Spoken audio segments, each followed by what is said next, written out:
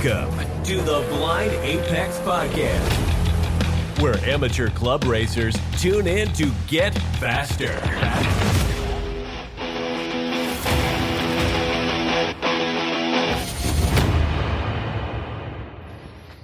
I'm your host, Con John Turk, and on this episode of the Blind Apex Podcast, we're doing another track talk in preparation for 2023 NASA Nationals, so you know we're covering Pitt Race.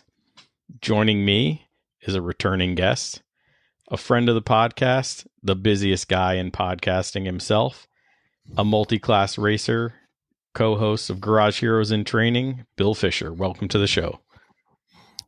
You really make me sound way more important than I really am.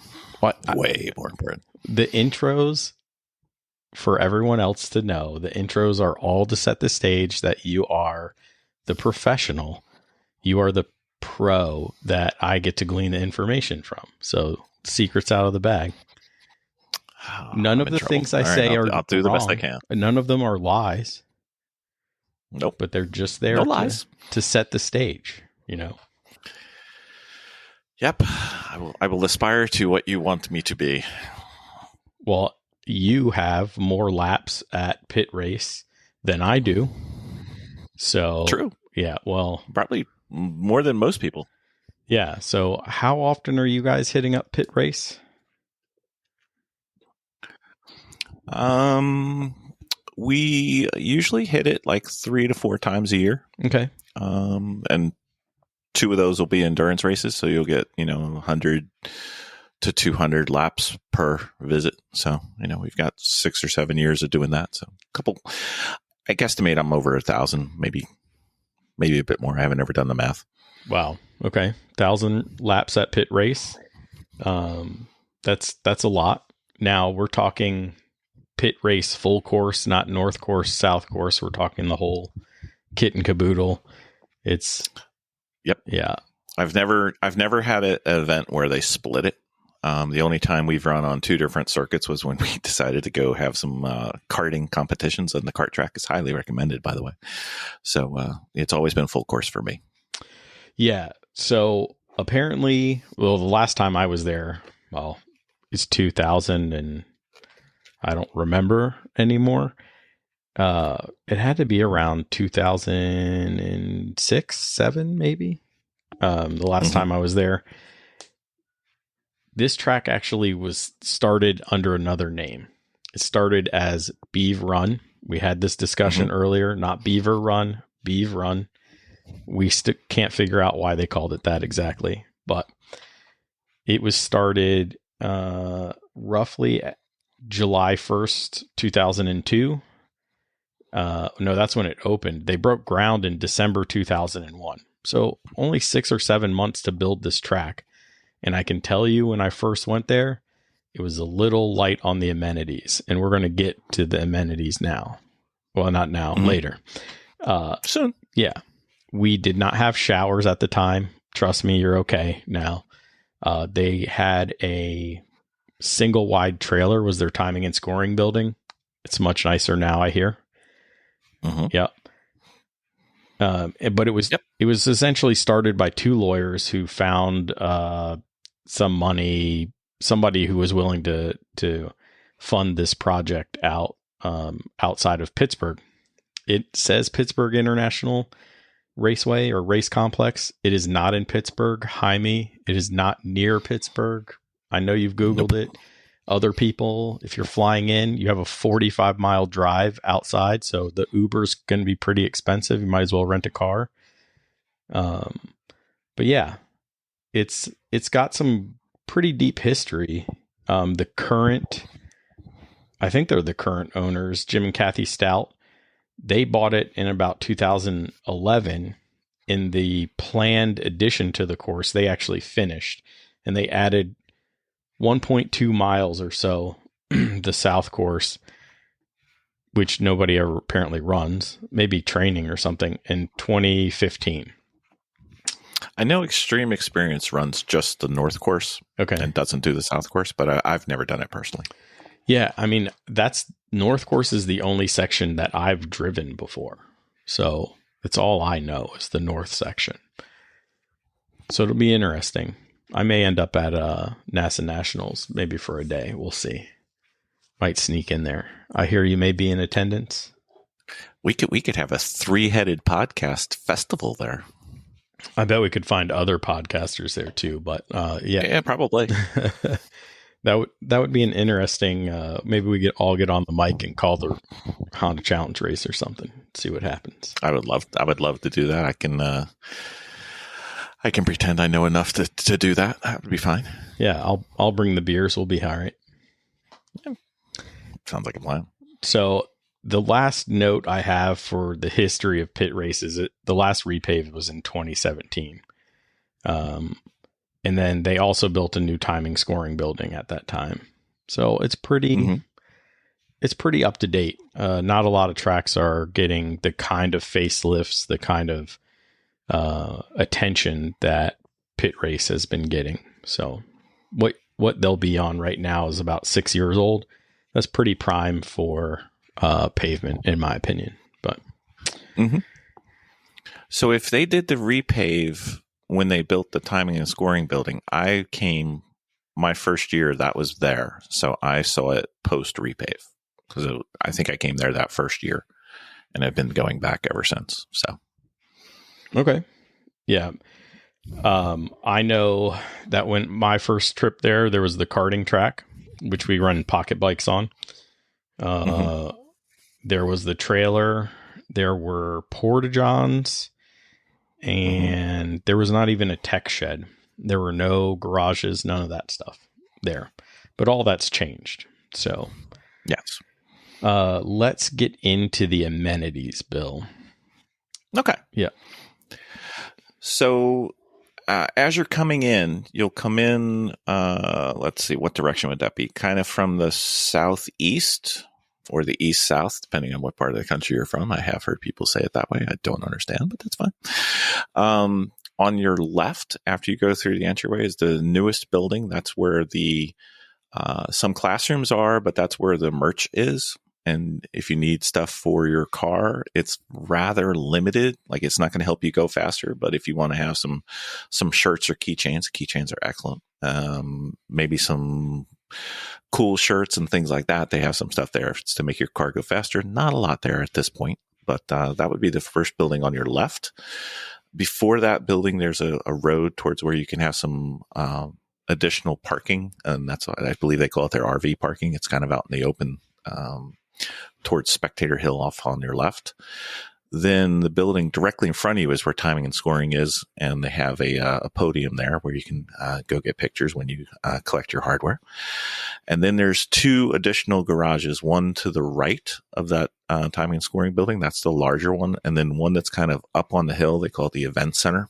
That one is that one's probably got 12 garage bays, if I were to guess, maybe 10, 12, somewhere around there. And the larger one, I think, has probably the same, maybe 2 more. So there's not a lot of undercover garages. So if you have one, you're very lucky. I would recommend sharing it with friends if the weather is inclement. If not, leave them out in the sun and let them bake. I'll bring an easy up, folks. It'll be okay. Yeah, I've never been in a garage. It's all right. What about on-site fuel? Yes, they have it. It's there. There's a gas station as you go out of the complex to the right. There's one that's probably 3/4 of a mile, maybe a mile on your left. That's kind of like a local gas station, decent gas. And if you're a fan of Sheetz, there's another one that's another mile or 2 down the road on the right-hand side that has all your Sheetz supplies. There are no Wawas, so if you people want to argue about Wawa and Sheetz, there's none nearby. So you said there was an RV specific area in the paddock. Is there a power row, like a row for hooking up trailers? Yeah, it's very small. Okay. I think there might be 10 total. And if you get there and you see the size of the pavement area, the paved area of this facility, 10 is very small. Yeah, I'm sure they're sold out long ago. Oh yeah, that's a small section. I know on the NASA registration for nationals, the free section is the 6-acre autocross course. There is 0 power over there, from my understanding. Yeah, that's way past it. Yeah. way past it. Bring a generator. Yeah. The camping area, there's a designated camping area. I believe it had power, but I'm not sure. But there's a designated camping paddock area.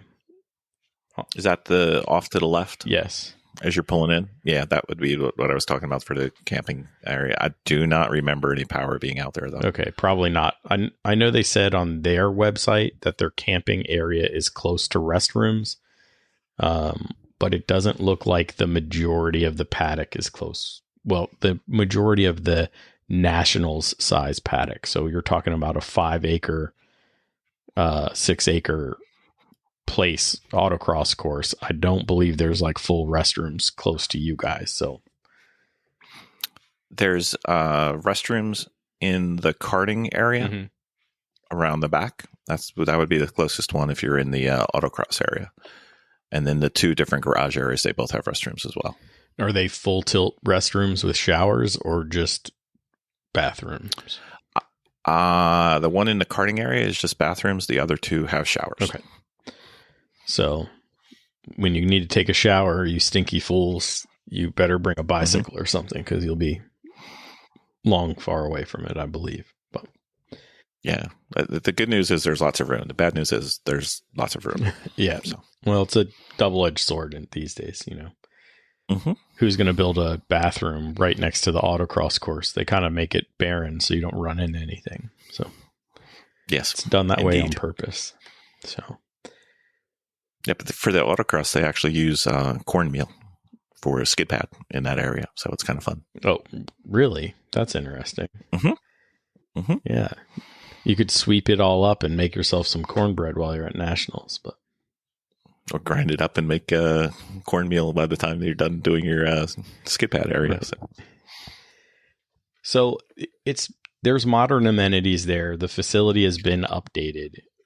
Just you need to be cognizant of where you are in the paddock, where you think you're going to be, and then figure out how you're going to easily navigate the very large paddock area to get where you need to go. Between the pro shop, maybe you forget fluids or whatever, to taking a shower, going to the bathroom. Is there food on site? Yes, there is a barbecue place that will be, I'm sure they'll be open the entire time. They have like a full RV section there, and fantastic. Highly recommended. Oh, okay. So as a fat boy, what do you recommend at the barbecue place? So if you're kind of a barbecue purist, you can't go wrong with the pulled pork sandwich or platter. Both are nice. If you want to spice it up just a little bit, the nachos with pulled pork is highly recommended.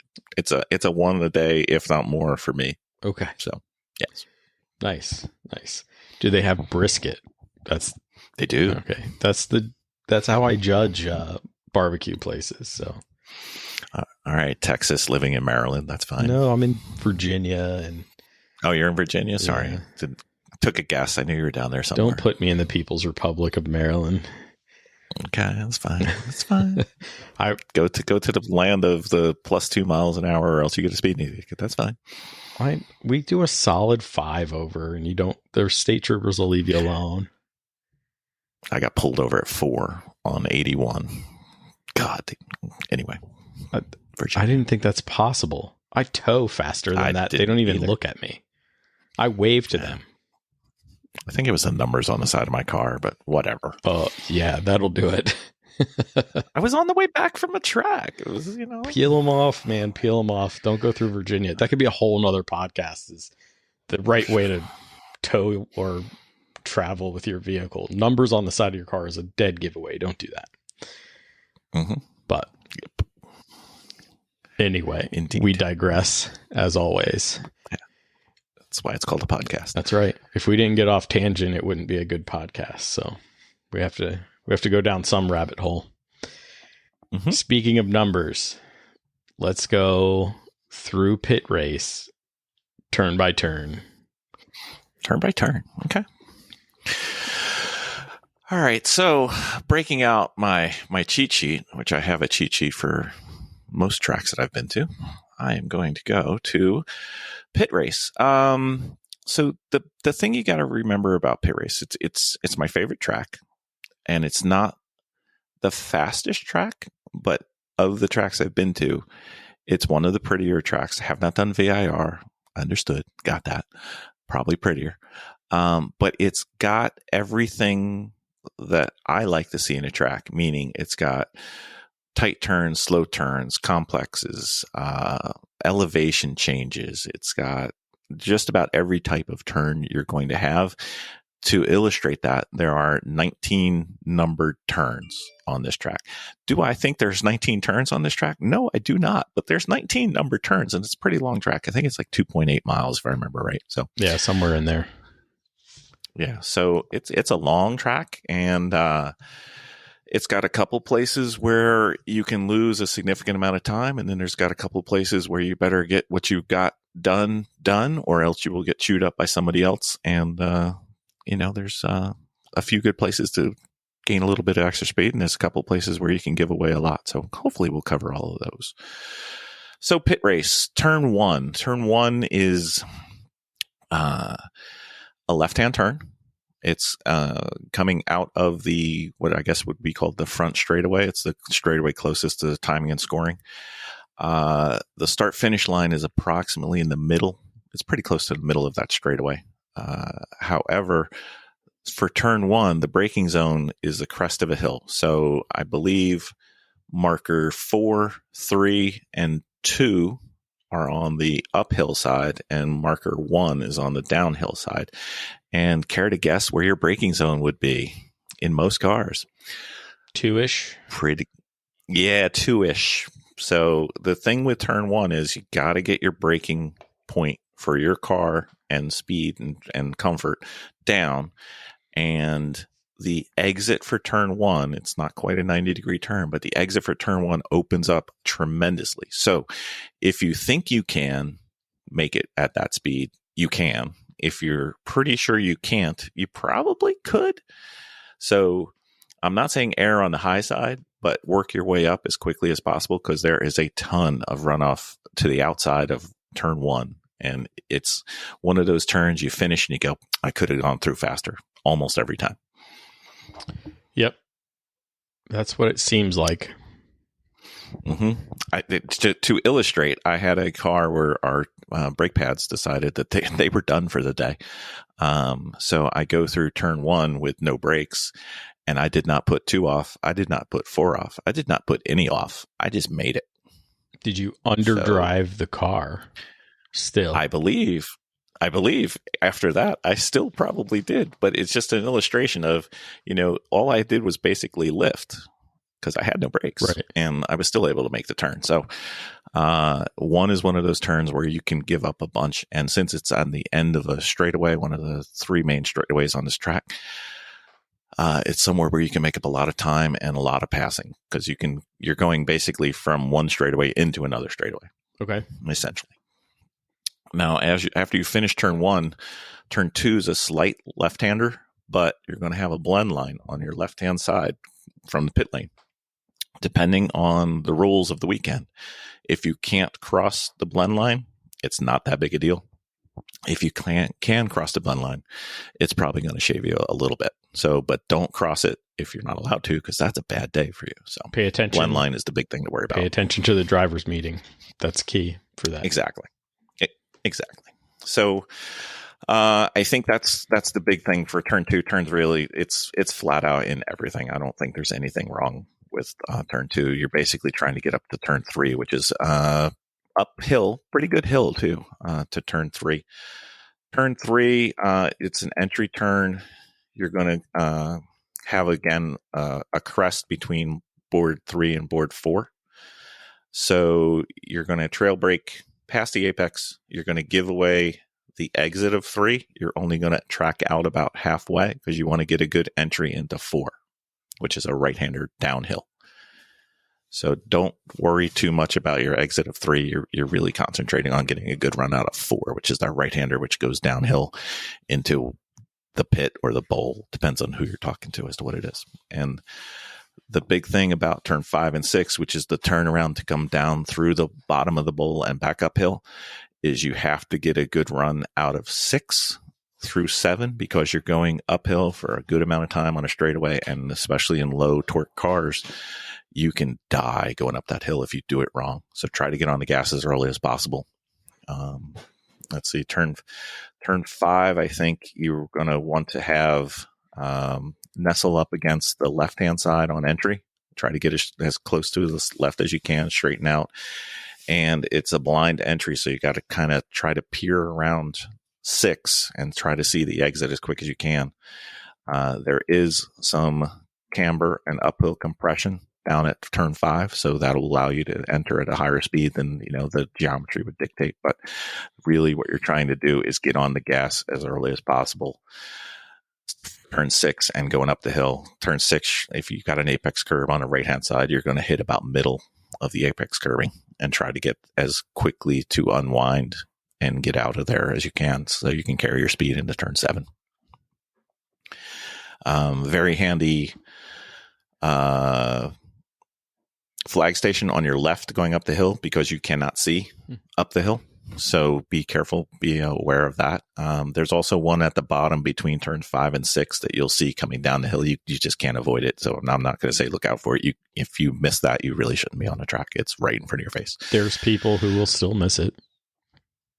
Yeah, but should they be at nationals though? All you got to do is pay. Yeah, I guess. I mean, you have to qualification though. Yeah, you have to race 5 times. So you pay for 3 weekends or 2 weekends. Oh, yeah. It's not a performance qualification. It's a number. No, it's just a number. Yeah. That's a different podcast so turn too. 7. Turn 7's. Yeah, that is a different podcast. Well, it sounds like I'll be back. So turn 7's a right-hand turn. It's less than 90 degrees, but after going up that hill and hitting it, it feels tighter than it looks. And it looks meaning on track and on the track map. It's a pretty simple turn. You want to take it,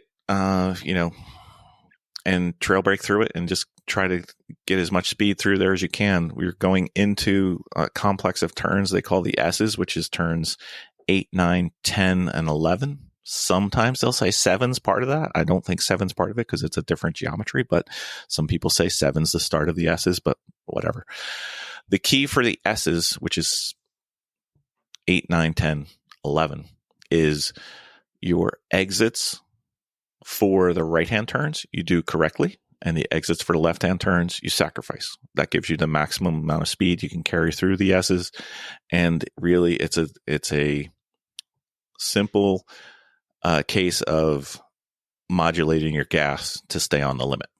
It's not going to be a passing zone unless it's out of class. I can't see you guys having a passing zone at a national event through the S's. So if you're potentially catching up to an out of class car that's slower than you, you may need to exert your authority a little bit in 7 because you don't want to be stuck behind them through 8, 9, 10, 11. Yeah, which means you really need to maximize 5, 6 when you're out there at practice because you need to hustle up that hill.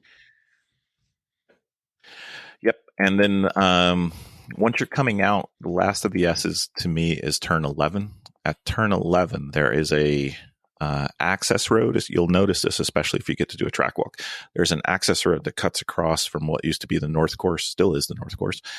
And there's a piece of pavement that is probably about the size of a dinner plate, and it's a triangle. You want your right-hand tires to go over that triangle, maybe even a little to the right of that triangle. And that's the good trajectory going into 12, coming out of the S's to carry the most speed. Okay. Good tip. Indeed. So ideally, you're drifting out from turn 11 into turn 12. Turn 12 is the long trail brake for me. You've been modulating your speed going through 7, 8, 9, 10, 11, and 12, you're starting to actually do a turn. So you want to carry as much as you can. Your apex is kind of middle-ish of the curbing. And I find that trail braking all the way to the apex gives me the best control of the car and gives me the best exit speed. And it also allows me to fine tune things for the throttle application that you're going to try to get into 13, which is kind of more or less a bend.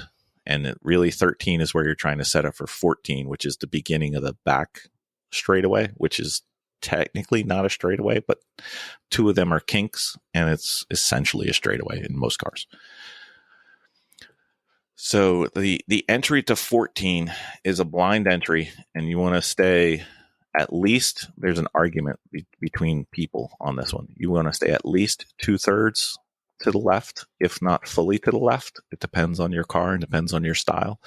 But you want to be able to be fully on the gas going through turn 14 on the right-hand side. Curbing is one of those like super wide curbing, like almost car width curbing, Right. Maybe some cars more than car width.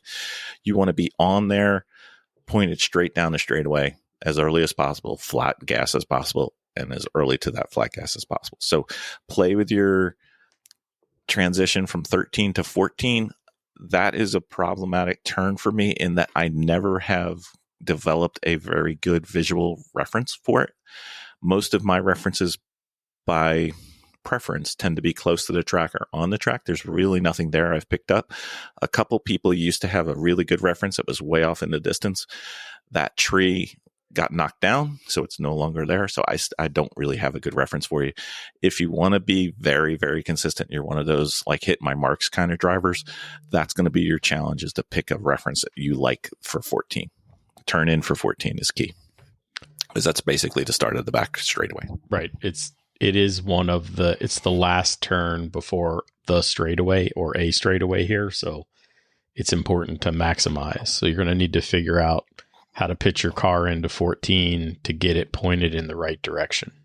So, yeah. And right direction is kind of middle curb, pointed straight down the hill. And you really want to get set up for the rest of the back straightaway, especially turn 15, which is kind of it's not the kink at Road America, but it's a kink. The road bends.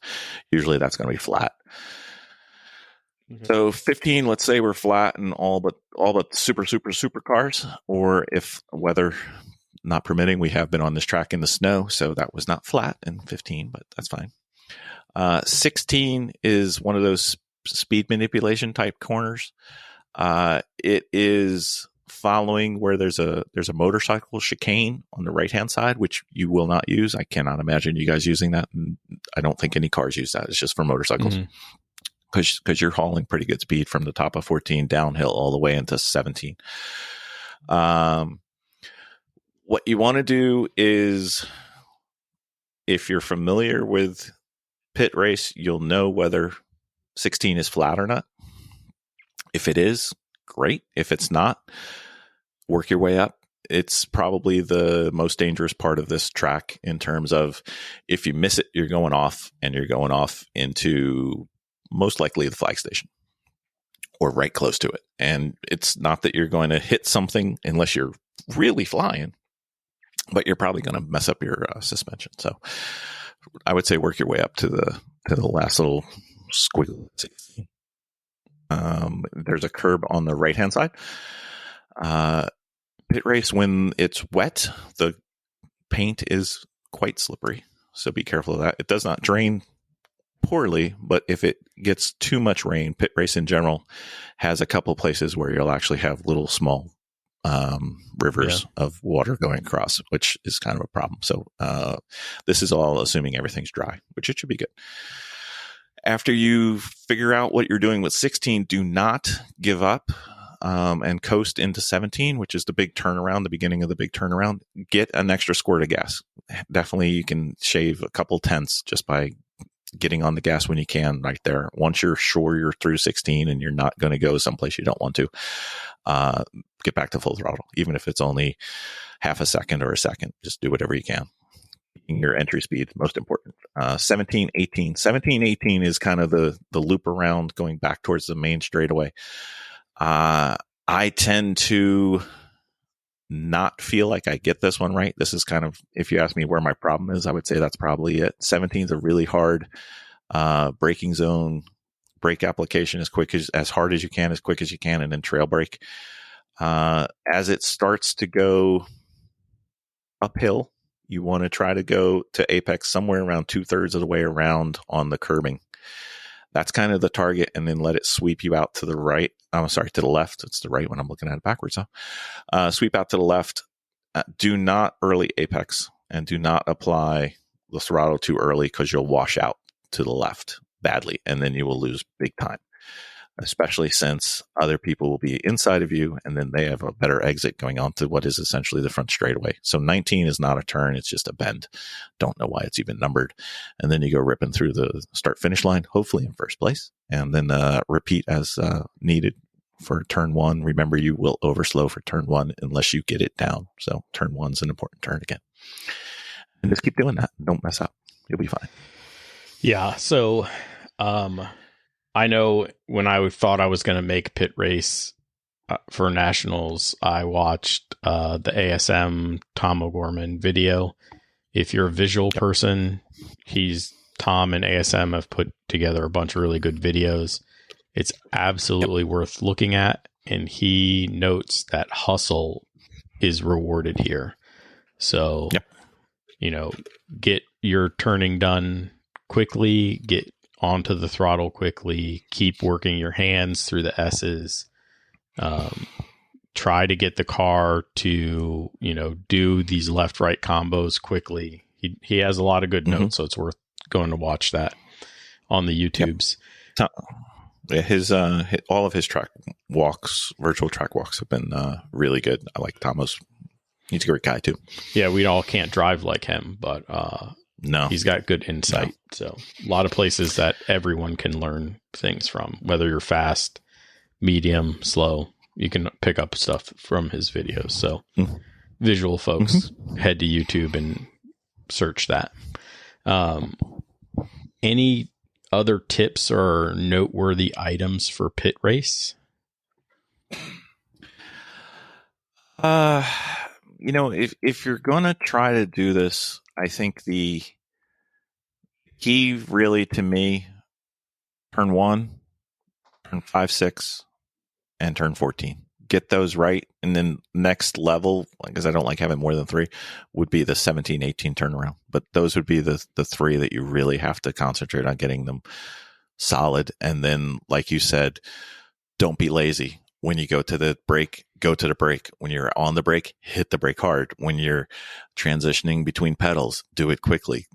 If you can squeeze in a little extra gas here and there, you just have to do it. And it will lull you into thinking you're fast and thinking you're doing it. Just make sure that you're conscious and saying, did I get everything I could have? And then I think that'll give you the best result. Yeah. Another rumor is that it's pretty hard on tires, much like CMP or the old CMP. CMP pre-pave, yeah. It's hard on tires. I think usually we go there with like RS4s because we're doing endurance racing, and it gives them a bit of wear. But if you have something speedy, like most of the people who will be at the pointy end of the field will probably be using softer, less durable tires than the RS4s, it will probably chew them up. So plan on, at least for your competition laps, I would say bring a set for that and bring one set for your qualifiers. And then, whatever you want to do in practice, that's up to you guys. But if you're going to go for getting, podium type of results, you're probably looking at one qualification set and however many race sets, and then more tires to practice on. Yeah. So sorry. I was breaking it down by day when I was looking at it after I heard that rumor. And I was looking at the pre-practice day, the NASA practice day, and the qualifier day and the race day. So I was looking at trying to cycle the used set on the car and then cycle through 3 front sets for a front wheel drive car. And the way the track looks, it looks like the front driver's side will be the one that takes the most brunt. So front left, yeah, front left will take the most heat for a front wheel drive car. You rear wheel drive guys, what are you guys having issues with? It's still front left on this track. I think the thing is, and I'm trying to talk to the people who are like really trying to perform. Those tires, while I'm saying they're one-use tires, I'm not saying they're throw-out tires unless you're, independently wealthy. They're still good for other things. It's just if you want to be pointy end, this track's going to take a little bit out of your tires and enough to where it would degrade your performance. So if you're really going for it, one new set for practice, new set for qualifying, and new set for race. Okay. At the minimum. Yep. That sounds nice and expensive, just like nationals. So when you want a podium in a competitive class, you still have to fork out the dollars. So yeah, it happens. Indeed. As Adam Jabay always says, you can't stop racers from spending money. No, it doesn't matter. They'll find a way to spend money.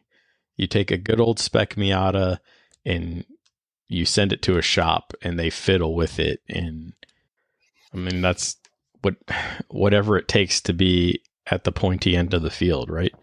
Seems that way. Yeah. Super chassis prep on spec cars, things like that. It all adds up, right? You stack tires, you're going to need a bunch of them.